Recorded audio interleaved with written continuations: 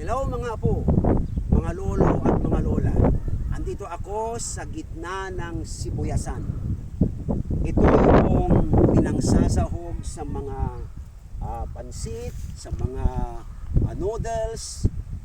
Ito po ay pangdahon lang. Mahal ito mga apo. Kaya magtanim po tayo. Mayroon po dyan. Wow! Ito. So ito ay dahon